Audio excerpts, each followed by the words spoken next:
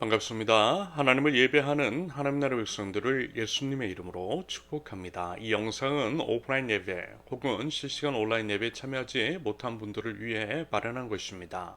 우리 세우는 교회는 각양 다양한 모습으로 하나님을 예배하는 하나님 나라 백성들을 축복하고 응원하며 또한 지원합니다.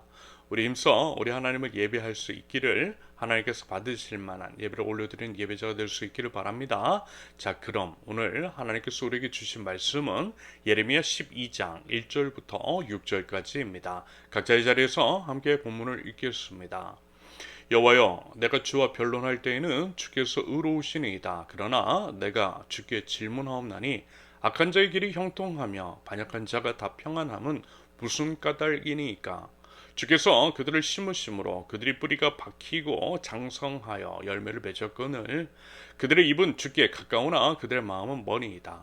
여호와여, 주께서 나를 아시고 나를 보시며 내 마음이 주를 향하여 어떠함을 감찰하시오니 양을 잡으려고 끌어낸과 같이 그들을 끌어내시되 죽일 나를 위하여 그들을 구별하옵소서. 언제까지 이 땅이 슬퍼하며 온 지방의 채소가 마르리까? 짐승과 새들도 멸절하게 되었사오니 이는 이 땅 주민이 악하여 스스로 말하기를 그가 우리의 나중 일을 보지 못하리라 함이니이다. 만일 내가 보행자와 함께 달려도 피곤하면 어찌 능히 말과 경주하겠냐? 내가 평안한 땅에서는 무사하려니와 요단 강물이 넘칠 때에는 어찌하겠느냐? 내 형제와 아버지의 집이라도 너를 속이며 내 뒤에서 크게 외치나니 그들이 내게 좋은 말을 할지라도 너는 믿지 말지니라. 아멘. 하나님은 과연 정의로우신가? 그 전에 하나님은 과연 살아계신가? 라고 하는 의문이 들 때가 있습니다. 그와 같은 의문이 드는 것은 아마도 이와 같은 일들을 경험했을 경우인 것 같습니다. 예를 들어 우리 이제 개개인 및 우리가 이제 속한 사회 그리고 이제 공동체 안에 비참한 일들이 일어날 때 아무리 생각을 해봐도 부당한 일들이 계속되는 것들을 바라보면서 드는 원망으로부터 비롯되는 의문인 것이겠죠. 아마도 왠지 제 기억에는 우리 기독교 신앙을 가진 사람들이 집단적으로, 예전에는 개인적으로 몇몇 사람에 국한되는 것이었다면 집단적으로 신앙적인 의무를 강하게 품었던 사건이 세월호 참사였던 것 같습니다. 그때는 정말 많은 사람들이 의문을 품었던 것 같아요. 비단 이제 기독교 신앙을 가진 사람이 아니라 할지라도 과연 신이 있는가라고 하는 의문과 함께 신이 정말 살아있다면 도대체 어떻게 이런 참극이 벌어질 수 있는가에 대한 의구심을 가졌던 사건입니다. 그런데 그때 그리고 이제 여전히 지금도 적지 않은 교회들은 이러한 의구심에 대한 바른 답을 내려주기는커녕 오히려 좀 이제 거친 표현을 하자면 기독교 신앙에 대해서 진절머리 나도록 만든 언어적, 비언어적 폭력을 쏟아놓고 있음을 보게 됩니다. 그래서 많은 분들이 교회를 떠난 것으로 알고 있어요. 그 중에는 아예 신앙을 버린 사람들도 있고요. 교회만 떠난 사람도 있습니다. 교회만 떠난 사람들은 예수님에 대한 믿음을 저버린 것이 아니라 오히려 예수님을 저버린 교회 집단을 떠난 것이겠습니다. 가나안 성도라고 하잖아요. 교회에 안 나가는 성도들, 안 나가를 거꾸로 하면 가나안. 말하자면 참된 신앙을 위한 가슴 아픈 선택을 한 경우라 할 수 있겠습니다. 우리 공동체 안에도 이와 같은 아픔과 상처가 있으신 분들이 있는 것으로 알고 있어요. 이렇게 된 것은 분명 저 같은 목사나 교회의 잘못이 커요. 하나님이 어떤 분이신지를 제대로 드러내야 할 우리가 그렇지 않았습니다. 솔직히 목사와 이제 교회의 행태들을 보면 도대체 누가 하나님을 믿고 싶겠느냐라는 것입니다. 결국 어리석고 악한 사람들이 하나님의 빛을 가림에서 비롯된 안타까움입니다. 그런 면에서 저도 큰 책임감을 느끼고요. 회개하는 마음으로 하나님의 말씀, 하나님의 심정을 제대로 대언하고 하나님의 어떤 분이신지를 바르게 전하도록 노력해야겠다라는 다짐을 해보게 되었습니다. 여러분, 우리 꼭 그래 보자라는 거예요. 우리는 하나님의 편지입니다. 세상 사람들은 눈에 보이는 우리의 언행을 통해 보이지 않으시는 하나님을 어림짐작하게 되어 우리 모습이 말하자면 전도지입니다. 여러분, 솔직히 한 사람도 주님께로 이끌지는 못할지언정 주님께로 오는 길을 막아서는 안 될 것입니다. 너 때문에 교회 안 나가, 너 때문에 너 믿는 하나님이 싫어 라고 하는 얘기를 들어서는 안 되겠죠. 그리고 이제 요즘 특히 이제 다음과 같은 이야기를 자주 말씀을 드릴 수밖에 없는 것은 그만큼 지금 우리가 사는 사회가 힘이 들기 때문입니다. 여러분, 우리 이웃들이 너무 아파요. 수분당한 사람들이 너무 많아요. 아무 죄도 없는 사람들이 이유도 없이 죽어나가고 있어요. 하루가 멀다 하고 그런 이야기들이 쏟아지고 있잖아요. 이 또한 자주 말씀을 드렸듯이 지금은 그분들이지만 언젠가는 내가 될 수 있어요. 내가 지하차도를 지나는데 물이 갑작스럽게 차오를 수 있어요. 내가 길을 가고 있는데 갑자기 누가 내 목을 칼로 찌를 수 있습니다. 나만 예외일 수 없어요. 나만 예외라고 생각하는 것은 대단한 착각입니다. 그리고 그것이 바로 악한 마귀가 노리는 하나의 술수인 것이겠죠. 나는 예외라고 생각하도록 만들어서 지금의 아파하고 있는 이웃의 아픔에 대해서 외면하게 만드는 것. 외면을 넘어 오히려 2차, 3차 가해까지 하는 것. 이웃의 아픔과 슬픔의 원인에 대해서 무관심하게 하고 무뎌지게 만드는 것. 그러면서 피라미드의 맨 밑에 있는 사람들부터 야금야금 희생양으로 만드는 것입니다. 그렇게 한 사람 한 사람씩 무너뜨리고 잡아먹고 있는 거예요. 여러분 그렇게 하다 보면 어떻게 될까요? 결국 내 순서까지 오게 될 것입니다. 그래서 모두가 죽음에 이르게 하려는 것이 악한 마귀의 괴계인 것이겠죠. 그래서 이 부분은요, 영적인 문제인 것이고 우리가 치러야 할 영적 싸움입니다. 이런 이유로 지금 어려움에 처한 이웃들을 살려야만 하는 것입니다. 나를 살리듯 내 이웃을 살려야 하는 거예요. 내 이웃을 살려내면 결국 그것이 나를 살려내는 것이 됩니다. 여러분 참으로 놀라운 것은요, 이와 같은 프로세스가 다름 아닌 내 이웃을 내 자신과 같이 사랑하라 라고 하신 하나님의 말씀 안에 담긴 멋진 계획이라는 거죠. 결국 하나님은 나를 사랑하시고 그래서 나를 살리시기 위해서 나보고 지금 내 이웃을 살려내라고 명령하신 것일 수 있다라고 하는 말씀을 자주 드렸습니다. 모든 사람에게 있어 자기 자신을 살리시기 위한 하나님의 사랑이니 모두에게 해당되는 하나님의 사랑입니다. 그러므로서 한 사람도 잃지 않으시려는 하나님의 마음이 이 안에 담겨 있다라는 거죠. 여러분, 하나님은요, 한 사람도 잃지 않으시는 선한 목자이십니다. 하나님의 나라는 모두가 사는, 모두를 살려주는 한 사람의 생명을 온천하보다 귀하게 여기는, 그래서 생명이 가득한 곳임을 기억합니다. 하나님 나라를 세워나가는 하나님 나라 백성이라면 이 원리를 알고 또 삶 속에서 실천해 나가는 것이 맞는 것이겠죠. 한 사람을 살리는 일을 하자라는 것입니다. 지난주에 이제 한 젊은이, 우리 교회는 나오고 있지 않지만 다른 교회 다니는 젊은이와 이와 관련된 이야기를 나눈 적이 있습니다. 사실 이제 대화를 하면서요, 처음에는 어려움을 참 많이 느꼈어요. 생각을 해보니까 교회 안에서 이런 이야기를 들어본 적이 없거든요. 그러니 생소했던 것이겠죠. 하지만요, 그 친구들 차츰 수긍을 하는 것 같아서 감사했습니다. 여러분 정말 진지하게 한번 생각해 보자라는 것입니다. 우리 아픔과 슬픔에 공감하지 않으시는 하나님을 여러분 과연 우리가 믿어야 할까요? 그런 하나님을 하나님이라고 할 수 있겠느냐라는 것입니다. 예를 들어 내가 당사자인데 너무나 억울하고 하나님이 살아계시다면 어떻게 나에게 이런 일이 일어날 수 있는가에 대한 의구심과 분노와 슬픔을 가지고 교회에 갔다 치자고요. 그런데 강단에서는 우리 아픔에 대해서 세월호 참사, 이태원 참사, 오송 지하도 참사, 칼부림 희생자, 분명 사회적 타살이라고 할 수 있는 교사들의 희생 등등에 대해서 전혀 공감하지 않고 있는 이야기를 하고 있으면 여러분 어떨까요? 우리 이제 상처를 주는 말을 하고 있다면, 또 아니면 내가 처해 있는 상황, 깊은 슬픔과는 너무나 이질적인 이야기, 예를 들면 자기 개발 이야기는 하고 있고 근거 없는 복 얘기는 하고 있으면 그게 얼마나 섬뜩한 것으로 다가오겠느냐라는 것입니다. 우리가 희생자가 되어서요, 교회 메시지를 바라보자라는 것입니다. 위로와 공감, 문제의식은 없고 여기가 조사오니 우리만 조사오니라고 하면서 감정적으로 취해 있으면 잘난 사람들의 사교 모임 같다면 그 모습 자체만으로도 얼마나 괴기스럽겠느냐라는 것입니다. 그런데 다행인 것은 우리 하나님은 절대 그런 분이 아니시라는 거죠. 다만 일부 교회와 목사, 교인들이 하나님을 잘 몰라서 무지를 넘어 마치 이제 하나님의 우상처럼 자기 자신에게 복이나 주는 수단으로 삼아서 그런 것이겠죠. 자기만 잘 먹고 잘 살고 복 받으면 되니 남의 아픔과 슬픔에 대해서는 전혀 관심이 없는 우상 숭배자들처럼 행동하는 것일 뿐인 것입니다. 하나님이 아니라 입으로만 믿는다고 하는 그런 사람들이 문제인 거죠. 여러분, 하나님이 살아계시다라고 하는 것은 이런 것입니다. 말하자면 이런 것들을 통해 하나님의 살아계심을 경험할 수가 있어요. 우리가 이제 살고 있는 사회, 시대적인, 사회적인, 공동체적인, 개인적인 상황이라고 하는 콘텍스트와 맞물려서 텍스트인 성경으로 해석 적용할 수 있도록 이끌어주는 거예요. 교회가 그 역할을 함으로써 하나님이 우리와 공감하고 계심을 알려주는 것입니다. 말을 넘어 구체적인 실천으로 보여주는 거죠. 그러할 때에 우리의 모습을 통해 하나님이 살아계시다라고 하는 것을, 하나님이 어떤 분이시라는 것을 사람들이 알게 될 것입니다. 그래서 지난주에 말씀을 드렸잖아요. 이 질문을 해보시라고 말입니다. 2023년도 대한민국 사회, 우리 이제 힘없는 이웃들이 집단적으로 그리고 계속해서 죽고 나가는 모습을 바라보시면서 하나님이 과연 하실 말씀이 없으시겠느냐라는 것입니다. 과연 어떤 감정을 가지고 계시겠느냐 하는 질문을 한번 해보자라는 거예요.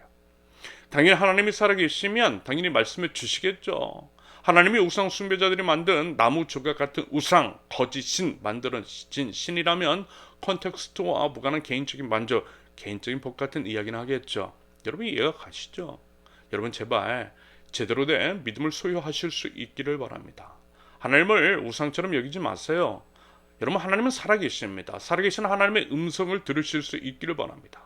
자기 마음속의 생각, 자기 욕심을 투영해서 그것이 하나님의 음성인 양 착각하고 기만하는 것이 아니라 진짜 하나님의 음성을 듣고 그 음성에 순종하자라는 것입니다.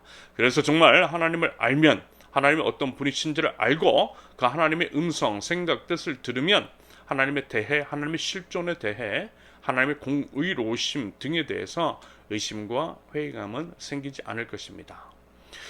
그러면서 이제 하나님이 과연 정의로우신가 하는 것에 관한 신학적인 질문 및 답변 같은 것, 이에 따라 하나님의 의로우심과 선하심을 변호하는 것을 신정론이라고 합니다. 신정론, 하나님의 정의로우심을 변증하는 것입니다. 말하자면 이 악한 세상을 향해 심지어는 교회 다니는 사람들마저 하나님이 과연 계신가 라고 하는 의구심을 들 때에 정말 하나님이 살아계시다면 어떻게 이런 일들이 벌어질 수 있는가 라고 하는 질문에 대해 우리가 이제 제대로 된 답변을 해야만 할 것입니다. 그러한 질문에 언제든 답할 수 있는 답변을 준비해야 하는 것이 우리 신앙인들이 가져야 할 하나의 책무인 것이겠죠. 이것이 신정론에 대해서 관심을 가져야 할 하나의 이유일 것 같아요. 신정론이 필요한 까닭입니다. 한 가지 이제 조심스럽게 제안을 드리자면, 여러분 우리 생각이라는 것을 좀 하시면서 살면 좋겠습니다. 여러분 우리 기독교 신앙인들은요, 생각하는 사람입니다. 맹목적으로 추종하는 사람, 덮어놓고 믿는 사람이 아니라 끊임없이 의심하고 끊임없이 질문하면서 끊임없이 진리를 찾아 탐구하는 사람입니다. 여러분 그래야만 제대로 된 믿음을 가질 수 있거든요. 그래야 악한 마귀의 유혹에도 흔들리지 않을 수가 있습니다. 우리 믿음이 흔들리는 것은 제대로 알지 못해서 그래요. 우리가 믿는 것이 무엇인지를 자신의 언어로 표현할 수 없기 때문일 수 있습니다. 적지 않은 교회들이요, 저 같은 목사가 이제 전해준 이야기, 지금 이제 설교 같은 것들을 무비판적으로 맹종하기 때문입니다.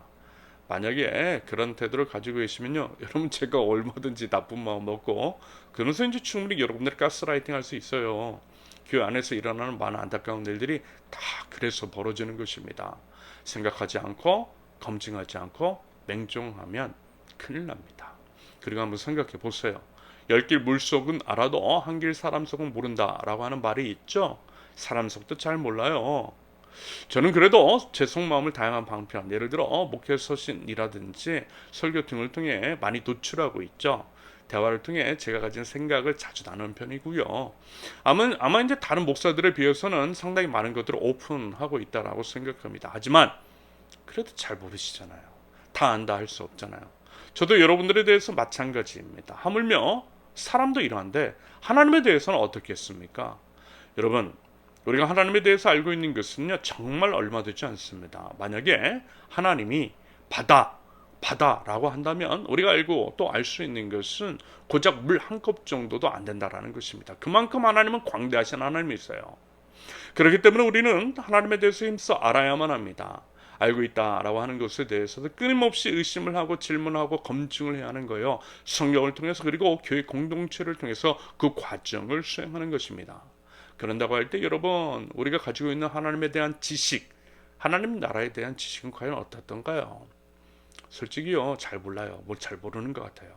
그리고 뻔한 이야기의 반복인 것 같습니다. 교회는 여전히 과거나 이제 지금이랑 똑같은 이야기만 해요. 코로나 전후로 세상이 정말 많이 달라졌잖아요. 그런데 교회에서 말하는 것들은 똑같습니다. 그러게 이제 우리가 살고 있는 사회 현실과는 너무 동떨어진 이야기만 하고 있어요. 하나님을 전혀 대변하고 있지 않다라는 것입니다. 사회는 점점 다양화, 다변화되고 있고요. 어떤 한 가지 사안이라고 할지라도 그 한 가지 사안에도 다양한 층위가 있거든요. 단순하게 이제 단정지어 이야기할 수 없는 복잡 다단한 면이 있다라는 것입니다. 그런데요, 그럼에도 성경은 그 부분에 대해서 이야기할 수 있거든요. 당연히 해줄 수가 있겠죠. 왜요? 하나님의 말씀이니까. 하나님은 광대하시니까 그러한 다양성, 복잡, 다단한 모든 것들을 품고 계시니까 그보다 더 크고 더 높고 더 깊고 더 넓으시니까. 그런데 교회에서 하는 이야기는 늘 같더라는 것입니다. 그러니 충분히 이제 소통이 가능한 것들도 뭐 놓치고요. 말이 안 통하는 고집불통이 된 것입니다. 읽어보면요, 군대가 생각나요. 배가 아파도 머리가 아파도 가슴에 통증이 있어도 그 어떤 병에 걸려서도 처방해 주는 약이 같아요. 지금은 어떤지 모르겠는데 제가 군생활 할 때만 해도 그랬습니다. 완전 돌팔인 거죠. 그런데 교회가 그래요. 뻔한 이야기만 해요. 그런데 이건 아니잖아요. 그래서 여러분 우리가 정말 살아있는 하나님을 믿는 살아있는 신앙인이라고 한다면 끊임없이 의구심을 가지고 질문도 해보면서 답을 찾아가야만 하는 겁니다. 그렇게 찾은 답을 가지고 하나님이 안 계시다라고 말하는 세상을 향해서 아니다라고, 하나님이 계신다라고, 하나님 정말 살아계신다라고 당당하게 선포해야 하는 것입니다. 세상을 향해서 선포할 때에 우리끼리만 알아듣는 언어, 단어 표현이 아니라 세상 사람들도 알아듣고 논리적으로 납득할 수 있는 방식과 표현 등을 통해서 해야겠죠. 말하자면 이런 것들을 우리가 갖춰보자라는 것입니다. 한편 여러분, 살아있는 것은 당연히 성장하고 성숙하잖아요. 그게 정상적인 겁니다. 그러면서 성장과 성숙이라는 것 안에는 분명 지식적인 부분도 포함합니다. 여러분 17 제 딸하고 47 저하고 지식이 같을 수 없어요. 47인 제가 17 딸아이의 지식 수준인데 제가 성장하고 성숙했다고 말할 수는 없는 법입니다. 신앙생활도 마찬가지인 것이겠죠. 신앙의 연수가 쌓이면서 점점 알아가야 합니다. 하나님을 아는 지식이 커져야만 합니다. 당연히 그 지식은 성경적, 신학적 지식과 경험적인 지식을 모두 포함하는 것이겠죠. 그것을 위한 몸부림이 있어야 한다라는 것입니다. 그러면서요, 제가요 책도 소개시켜 드리는 거예요. 그리고 제발 설교 중심, 유튜브 중심 신앙생활을 탈피하시라고 부탁을 드리는 겁니다. 여러분 책을 좀 보세요. 성경책 좀 보시고요. 신앙 서적도 좀 보시고요. 신앙의 관점에서 일반책을 보고 또 해석하고 적용해 보세요.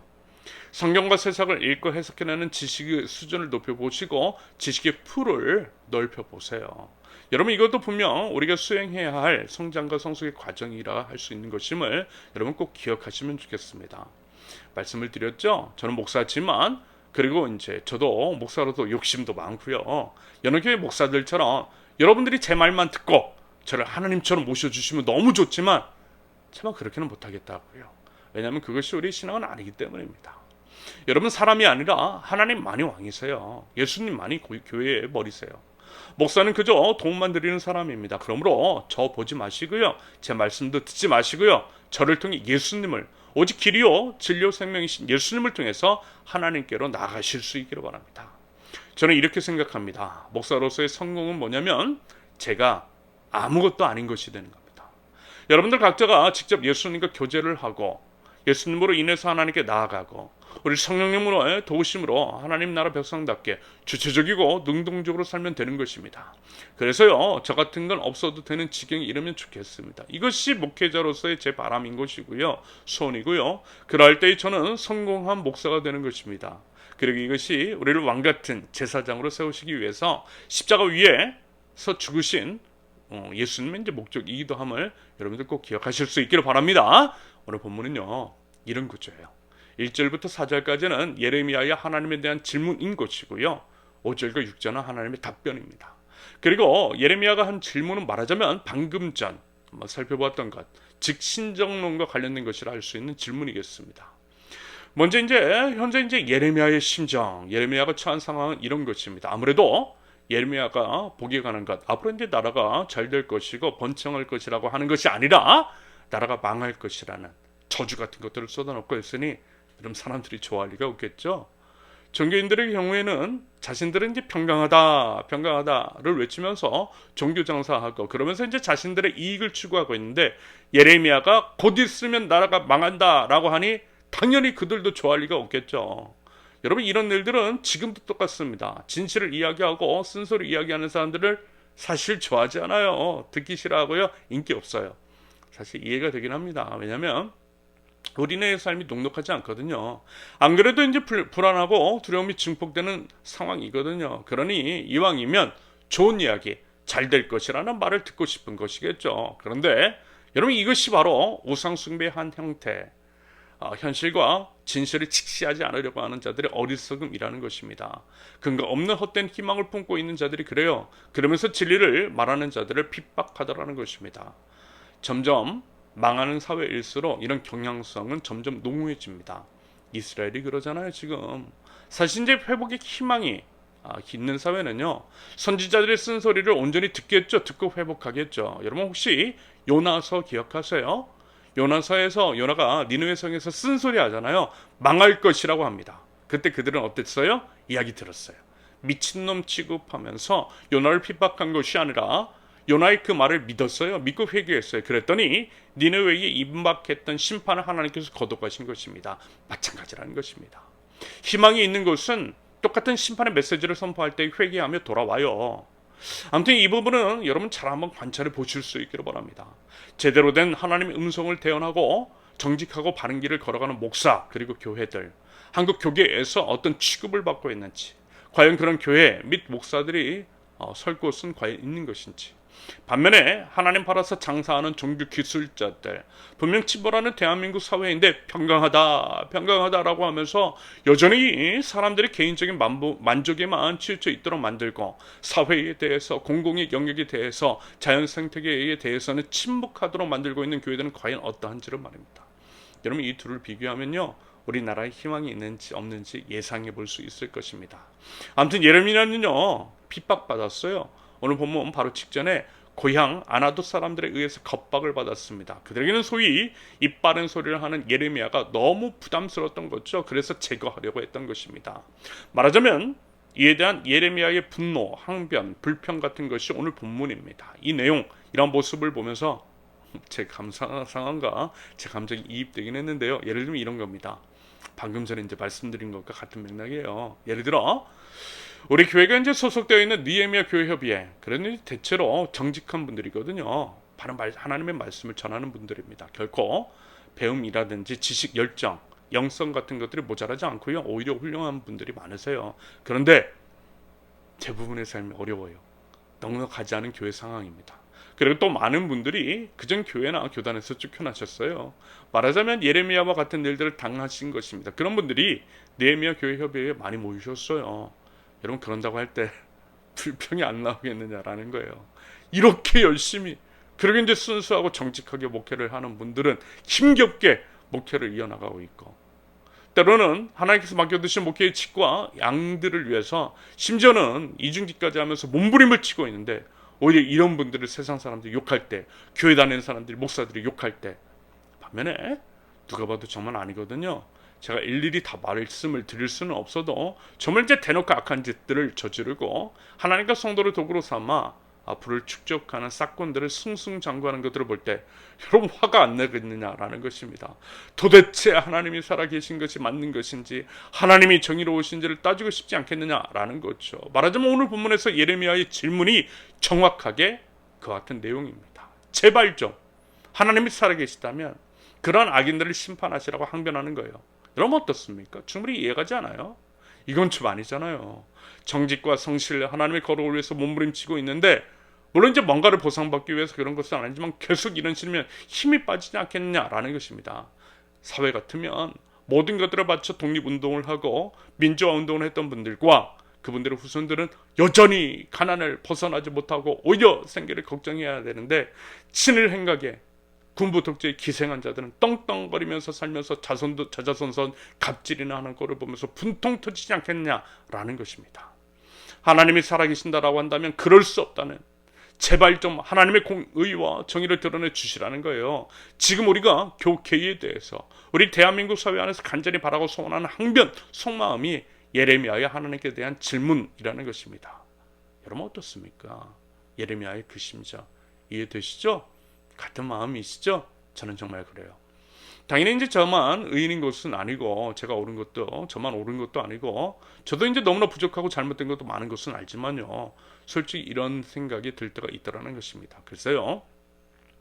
이런 표현이 와 닿으실지는 모르겠지만 가끔은 아주 가끔은 왜 친일을 했는지 아주 조금 이해가 가요. 지금 제가 친일한 거에서 면죄의 불을 주는 것도 아니고요. 친일은 분명 잘못된 선택이지만 그 심정 그 마음이 어땠을지 이해가 되는 면이 있다라는 것입니다.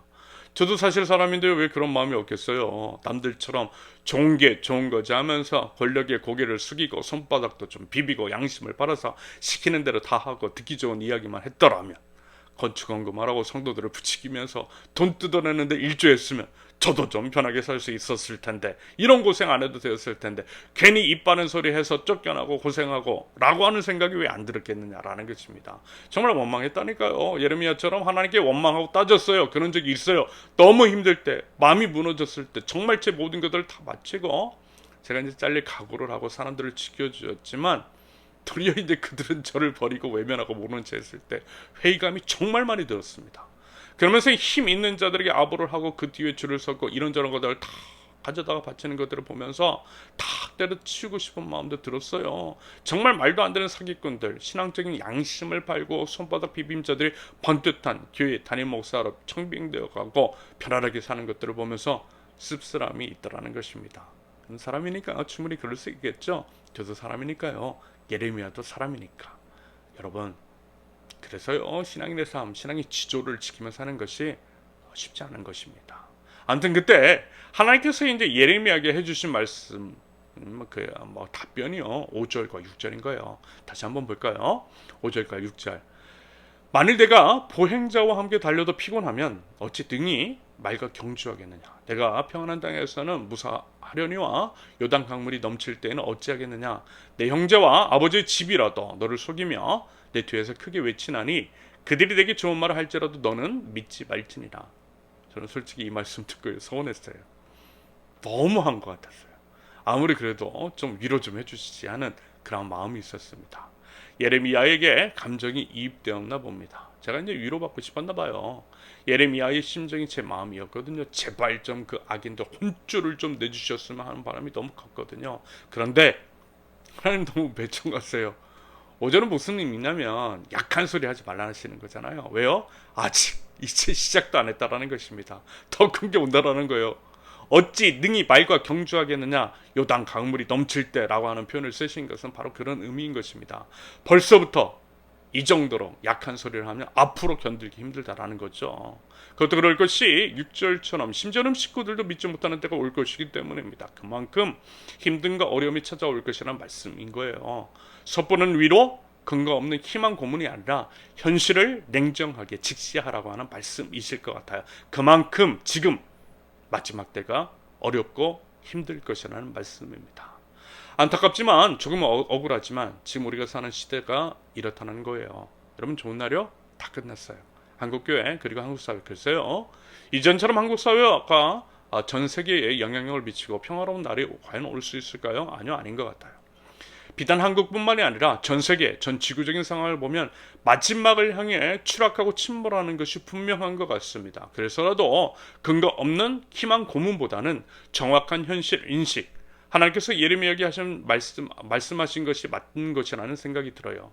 현실을 정확하게 말씀해 주시는 것이 정말 더 나은 것 같다라는 것입니다. 그것이 진짜 우리를 위한 것이라고 생각해요. 그리고 이런 상황 속에서 우리에게 필요한 것, 이런 게 아닐까 싶습니다. 어떤 고난이라 할지라도 견뎌낼 수 있는 힘, 믿음을 구하는 것. 그 믿음에 따른 이러한 고백. 로마서 8장 18절. 생각하건대 현재의 고난은 장차 우리에게 나타날 영광과 비교할 수 없도다. 여러분 어떻습니까? 저는 개인적으로 이런 걸 참 많이 느껴요. 믿음을 지키는 것, 믿음 생활하기가 정말 좀 쉽지 않다라는 것을 말입니다. 불의한 재판장과 과부의 비유에서 하나님께 끈질기게 매달려 기도할 만한 믿음을 가진 자들이 과연 마지막 때에 찾을 수 있겠느냐 하셨던 것이 생각이 납니다. 제가 봐도요. 그리고 저만 봐도 그 말씀이 뭔지를 알겠어요. 그래서 더욱 오늘의 말씀, 마음을 더 굳게 하라는 어떤 의미로는 좀 서운한, 좀 냉정하게 하시는 하나님의 말씀이 차라리 맞는 것 같다라는 생각을 해봅니다. 그러면서 하나님께서 허락해 주신 우리의 공동체 서로를 붙들어주고 서로를 챙겨주면 좋겠다 싶습니다. 세상은 믿을 수 없지만 하나님 안에서 만난 우리 서로만큼은 믿어주고 의지할 수 있는, 그래서 우리 애원에 혹 하나님이 침묵하시는 것 같은 절망적인 상황이라 할지라도 힘을 내어서 믿음의 경주를 완주할 줄 아는 우리 공동체가 될 수 있기를 예수님의 이름으로 축원합니다. 함께 기도합니다. 참으로 악하고 절망적인 상황, 마치 하나님이 안 계신 것처럼 여겨주시고 때로는 불평과 불만, 원망까지도 일어나는 녹록하지 않은 현실 속에서 그럼에도 하나님을 바라봅니다. 그럼에도 하나님을 신뢰합니다. 하나님만을 의지합니다. 그리고 저희 자신이 바로 하나님의 편지가 되기를 소원합니다. 제 모습을 볼 때에 하나님이 살아계심을 볼 수 있게 하시며 저희 착한 행실을 통하여서 이웃들이 하나님의 손길을 경험하고 절망 속에서 희망을 얻고 넘어졌을 때 다시 일어날 수 있는 힘을 얻을 수 있도록 하나님 저희를 사용하여 주시옵소서. 의인은 핍박을 받고 악인은 승승장구하며 공정과 상식은 사라지고 억지와 뻔뻔함이 판을 치는 이 세상 속에서 그럼에도 낙담하지 않는 저희 되게 하시며 어려움과 힘듦과 고난 속에서 한 번 더 우리 주님을 더 바라보고 장차 찾아올 영광을 기대하면서 믿음의 발걸음을 떼어가는 저희 될 수 있도록 하나님 인도하여 주시옵소서. 믿음을 간구합니다. 연약한 믿음을 하나님 붙들어 주시며 새 힘을 허락하여 주시옵소서. 그리하여 믿음의 승리를 일궈내는 저희 될 수 있도록, 그리하여 당당하게 이 세상 속에서 하나님을, 아름다운 하나님의 나라를 선포하는 하나님 나라 백성 되게 하옵소서. 하나님, 저희들 우는 자와 함께 울기를 원합니다. 가족을 잃고 삶의 터전을 잃고 아파하고 우는 자들의 눈물을 닦아주시되 그들이 다시 일어설 수 있는 힘과 실질적인 도움을 허락하여 주시옵소서. 국가사회 시스템이 제대로 작동되게 하시며 서로를 지켜주는 사회 분위기가 형성이 되되 내 이웃을 내 자신과 같이 사랑하라고 하신 예수님의 말씀을 실천하는 교회 공동체를 통해서 그러한 아름다운 일들, 하나 되는 역사들이 일어날 수 있도록 하나님의 교회를 일으키시고 하나님의 교회를 사용하여 주시옵소서. 젠더와 계층과 직업과 기타 여러 이유 등으로 인해서 갈등을 조장하고 분열을 일으키는 악한 영을 파하여 주시며 우리 주 예수 그리스도께서 보여주셨던 십자가의 사랑, 남을 위해 나를 죽이는 그 십자가 사랑으로 인하여서 모든 것들을 용서하고 포용하며 하나와 일치를 이루는 이 땅이 되게 하여 주시옵소서. 하나님, 이 땅을 우상 중독에서 빠져나올 수 있도록 건져내어 주시되 사랑으로 치료하시고 회복시켜 주시옵소서. 하나님의 말씀이 선포될 때에 회개하고 돌아오는 상한 심령을 허락하여 주시옵소서. 오직 주님의 은혜로 채워주시며 주님의 사랑으로 덮어 주시옵소서. 설령 하나님께서 침묵하시는 것처럼 보이는 상황 속에서도 믿음을 잃지 않게 하시며 믿음으로 마땅히 믿는 자다운 삶을 살아내는 하나님 나라 백성들 저희 될 수 있도록 하나님 저희 심령을 든든히 붙들어 주시옵소서. 이제는 우리 주 예수 그리스도의 은혜와 아버지 하나님의 극진하신 사랑과 성령님의 교통하심이 말과 삶으로 하나님의 살아계심을 드러내고 주님 주신 믿음으로 모든 고난 물리치 이기는 하나님 나라 백성들, 우리 세우는 게 모든 권속들 위해 이제로부터 영원토록 함께 하시기를 간절히 축원합니다. 아멘. 감사합니다. 오늘 예배를 마쳤습니다. 무덥고 습한 날씨 가운데에 건강 안전하실 수 있기를 바라고요. 여러분들이 출타 중이신데 모두 여정 가운데에 하나님께서 지켜주시고 함께하여 주시며 건강으로 붙들어 주실 수 있기를 기도하겠습니다. 이번 한 주도 하나님 안에서 승리하시고요. 하나님께서 베풀어 주신 그 사랑을 전할 줄 아는 저 여러분들 되실 수 있기를 바랍니다. 감사합니다.